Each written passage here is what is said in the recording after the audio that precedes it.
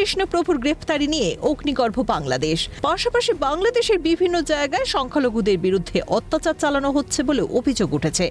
এই ইস্যুতে বিশ্বজুড়ে প্রতিবাদের স্বর ক্রমশ জোরালো হচ্ছে। এবার ব্রিটেনের সংসদে উঠল বাংলাদেশের সংখ্যালঘুদের নির্যাতনের প্রসঙ্গ। সেখানে এই ইস্যুতে সরব হন সাংসদ লৌরা কির্ক-স্মিথ। তিনি বলেছেন, সেখানে যা ঘটে চলেছে তা কোনো মতে গ্রহণযোগ্য নয়।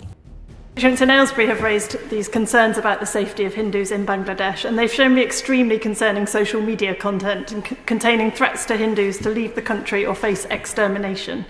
Does the Minister agree that this is unacceptable, and can the Minister outline what representations she has made to the government of Bangladesh to ensure that those who are inciting and perpetrating this violence are held to account?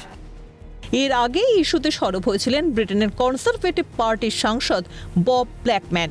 Chinmoy Krishna প্রভু এবং ISKCON প্রসঙ্গে বাংলাদেশের অন্তর্বর্তী সরকার যে অবস্থান নিয়েছে তার বিরোধিতাও করেছিলেন তিনি। পাশাপাশি এই ইস্যুতে ব্রিটেনের সরকারের হস্তক্ষেপের দাবি জানিয়েছিলেন কনজারভেটিভ পার্টির এই সাংসদ। এবার একই ইস্যুতে সুর চড়ালেন ব্রিটিশ সাংসদ লৌরা কির্ক-স্মিথ। ব্রিটিশ সাংসদদের এই প্রতিবাদের জেরে ইউনূস সরকারের টনক নড়ে কিনা সেটাই এখন দেখার। ক্যালকাটা নিউজ।